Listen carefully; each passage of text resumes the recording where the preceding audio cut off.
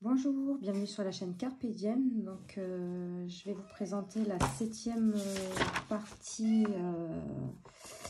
de la présentation de mes tarots. Donc, bon, hier, j'ai pas eu le temps de faire la vidéo parce que normalement, elle aurait dû être postée ce matin, mais je la fais aujourd'hui parce que hier, j'étais pas chez moi, je suis rentrée très tard.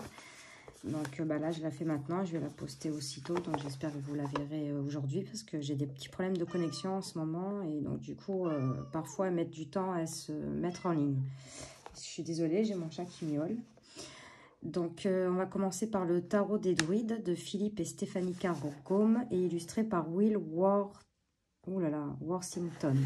C'est aux éditions Vega. Donc, il arrive dans une toute petite boîte simple comme ça. Il y a un petit guidebook en français, donc qui n'est pas en couleur, mais on dirait plutôt sépia, marron. Donc voilà, hein, très succinct, mais bon, on a des mots-clés, la signification de la carte, c'est aussi en inversé, donc je trouve que c'est pas mal pour un petit livre quand même. On a le dos qui est comme ceci. Bon, je suis pas trop fan du dos. Les cartes étaient beaucoup plus grandes que ça, j'ai découpé le tour.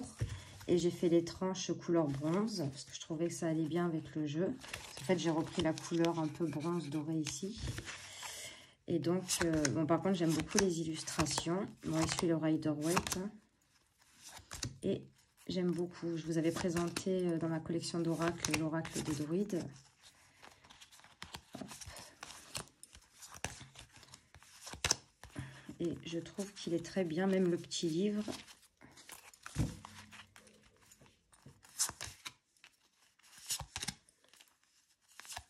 Voilà, bon, il est très druidiste, mais j'aime beaucoup ce genre d'illustration.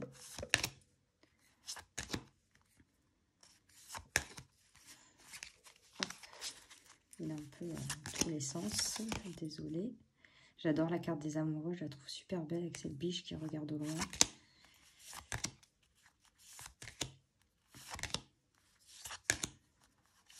Bon, vous le connaissez tous, hein, ce tarot. Je pense qu'il y a pas mal d'entre vous qui l'avaient. J'adore l'ermite aussi, je la trouve belle. Et celle-ci, la princesse de coupe. Donc ça, c'était pour le tarot des druides. Ensuite, le tarot du corbeau. Donc, il y en a deux. Je sais qu'il y a celui-ci et un autre, mais moi, je préfère celui-ci. Donc, la boîte arrive comme ça. Une très belle boîte. Hein, j'adore l'illustration de la boîte. On a la boîte sur un fond bleu marine. Qu'est-ce que t'as, Gizmo? Bien, mon bébé. Donc là, on a un petit livre. Donc, il n'y a pas d'image. Hein, il y a juste des mots-clés et l'élément. Et après, la signification de la carte. Et en inversé aussi. Donc, voilà. Nous avons un dos des cartes. J'adore le dos des cartes. Il est très beau. Et nous avons des tranches couleur doré bronze. Donc, voici les illustrations. Et je préfère celui-ci à l'autre. C'est mon fils qui me l'avait offert. Je ne sais plus si c'était à Noël pour mon anniversaire. Bon, bah, il y a des corbeaux. Hein, le tarot du corbeau. Hein. Mais je le trouve. Regardez la force. Je le trouve très beau, celui-ci.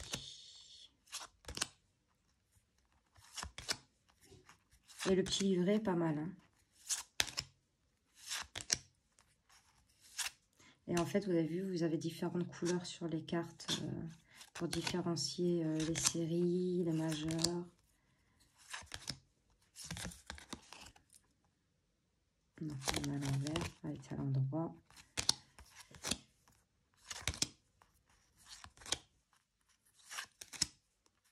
Et la qualité des cartes est très bonne.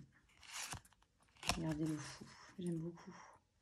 Donc ça, c'était pour le tarot du corbeau. Donc il était aux éditions Vega, celui-ci.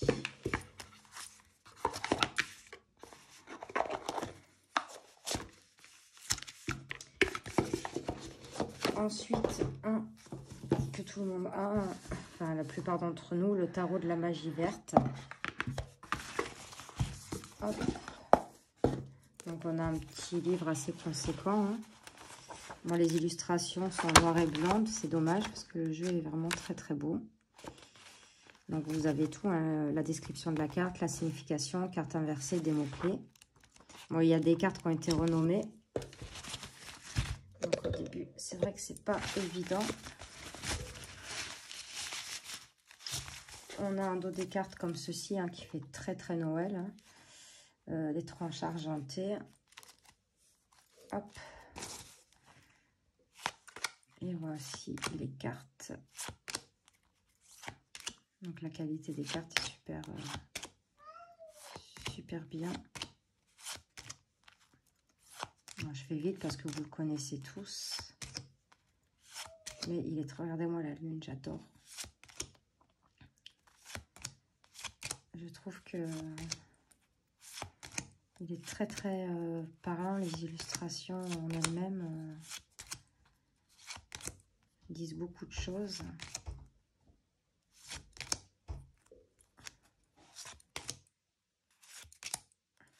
Je ne l'ai pas beaucoup utilisé. Le dieu cornu, elle est très belle celle-ci. Donc ça, c'était le tarot de la magie verte.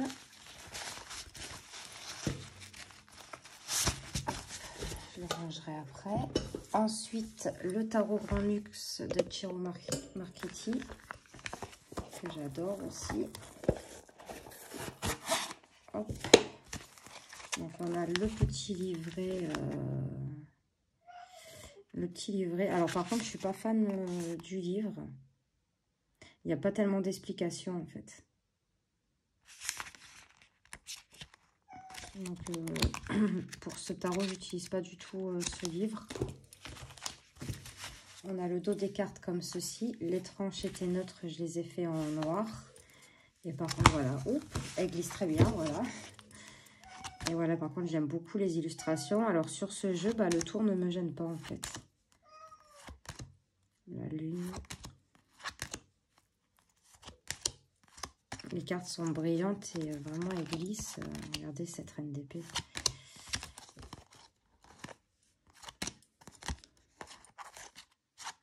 Bon, après, j'aime beaucoup ce qu'il fait. Après, il y a peut-être 2 ou 3 jeux de lui que j'ai pas parce que bon, il m'intéresse pas. Mais la plupart, oui, la plupart de ces jeux, j'aime beaucoup. Regardez la tempérance. La reine de coupe. Je crois que dans celui-ci, ma série préférée, c'est les coupes. Et les épées aussi. Regardez ce 2 d'épée. Ouais, et aussi les épées. Hein. Bon, les pentacles. Après, les ouais, non, en fait, je les aime tous. Il est vraiment pareil, hein, on a des codes de couleurs. Regardez l'as d'épée, ils sont très très beaux les as de ce tarot. Donc ça, c'était le tarot Grand Luxe. Hop. Encore un de Ciro Marchetti, le encore tarot. Hop. Donc là, on a un livret un petit peu plus épais. Donc là, voilà, il y a un peu plus d'explications que l'autre, en noir et blanc. Le dos des cartes est comme ceci, et les tranches sont rouges métallisées. Bon, ils ne tiendront pas, parce que je ne l'ai pas beaucoup utilisé, et les tranches sont déjà un peu abîmées. Alors là, pareil, j'adore. Pareil, hein, on a des codes couleurs. Pour les bâtons, ça va être dans les tons rouges. Les coupes un peu jaune or, les épées bleues. Et j'adore, donc c'est vrai que les illustrations, ça change un peu de ce que je vous ai montré tout à l'heure. Donc c'est pour ça, et les deniers, le vert, voilà, c'est pour ça que j'aime bien. Et les arcanes majeures, c'est un gris. Et j'adore celui-ci. Les cartes sont plus épaisses que le tarot Grand Luxe, elles sont très très épaisses. Très bonne qualité. J'adore le pape là.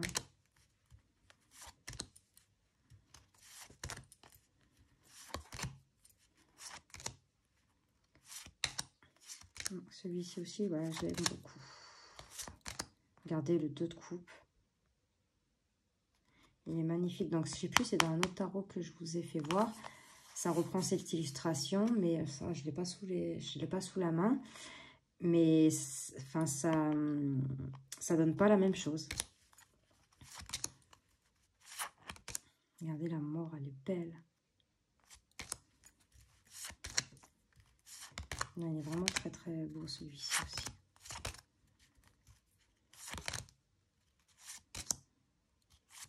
Vous voyez, tout à l'heure, le 2DP, c'était un peu le même style, mais ça donne pas la même chose. Dans le tarot Grand Luxe. Regardez l'ASDP, comment il est beau.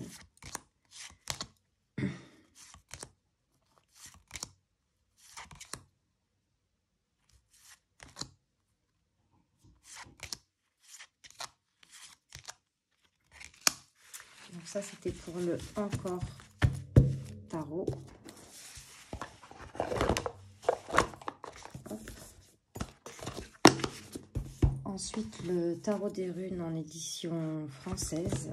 J'avais attendu qu'il sorte en français pour le prendre. Donc on a un petit livret, voilà. Bon, à l'endroit, à l'envers, la rune liée. Donc on vous explique quand même les runes. Pour moi, les runes, j'y connais rien du tout. On vous explique la carte. Donc voilà, il n'y a pas d'illustration. Il y a des tirages. Donc là, les 2 cartes de présentation. On a un dos comme ceci. Les tranches étaient neutres, donc je les ai faites en noir. Donc voilà. Et alors, donc il n'y a pas de contour, j'adore. Hein. Et j'aime beaucoup les couleurs, les illustrations. Regardez le diable. Il est vraiment très très beau celui-ci. Et la qualité des cartes était très très bonne. C'est l'Oscarabeo. Et franchement, comparé au jeu d'il y a longtemps qu'il faisait, parce que j'en ai acheté d'occasion aussi, hein, la qualité des cartes a changé. Alors là, voilà. Une chose qu'il ne faut pas faire quand j'ai fait le contour, je les ai superposées les cartes et en fait bah là ça m'a abîmé cette carte. Donc il faut vraiment les faire une par une et les faire sécher. Et c'était pas avec les feutres que je vous avais fait voir, c'était avec un autre feutre et du coup il séchait pas vite et donc il faut vraiment faire attention.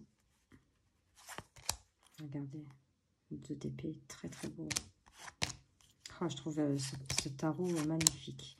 Il est un peu dans les mêmes styles que le tarot Terre et Ciel. C'est sorti en français il n'y a pas longtemps.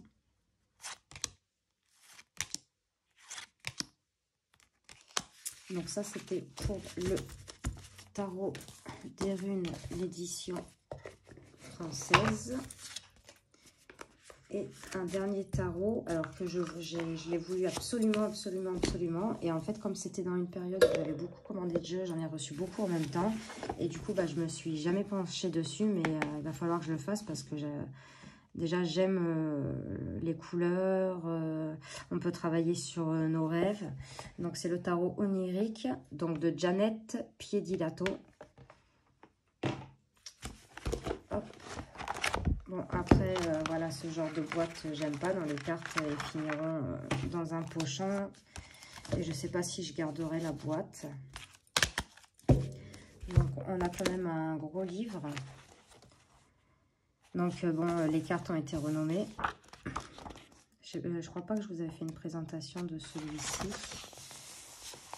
Donc, c'est bien. Donc, là, on vous met dans le tarot onirique, donc le nom qu'ils ont donné aux arcanes. Et là, dans le tarot traditionnel. Donc, comme ça, moi, vous ne pouvez pas vous tromper. Si vous avez un doute, vous allez voir. Et donc, voilà. Bon, le livre est en noir et blanc. Exemple de lecture, premier rang, deuxième rang. Donc, il y a des tirages.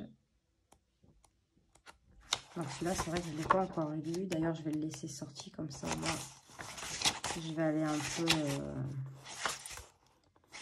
regarder ce jeu. Donc, le dos des cartes est gris argenté. Je ne sais pas si vous voyez bien. Les tranches sont neutres. Je pense qu'elles finiront dans les tons bleus comme ça, en bleu lavande. Donc, et voilà les illustrations. J'adore donc les cartes sont brillantes, sont de très bonne qualité. Donc, et j'aime beaucoup en fait les coloris de ce tarot. Donc ouais, celui-là, je pense que... Enfin, celui-là, comme je sais que je vais le garder, je vais garder que le livre et les cartes que je mettrai dans un pochon. Et la boîte, je vais pas la garder. En plus, bah, je commence à plus du tout avoir place. Donc... je vais vous montrer chaque carte parce que celui-là, je n'avais pas fait de présentation. Je crois, si vous voulez que je vous le présente, dites-le moi, je ferai une présentation. Mais, enfin, voilà. Je le trouve très, très beau. Il est dans les tons bleus, roses, il y a du orange. Et j'aime beaucoup. Regardez les amours. Je pense qu'il y a un beau travail à faire avec ce tarot. Il faut vraiment que je lise le livre.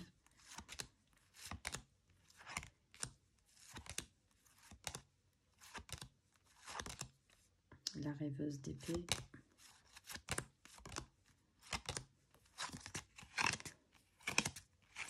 Après, je vais vous lire quand même le dos de la boîte. La tour divine.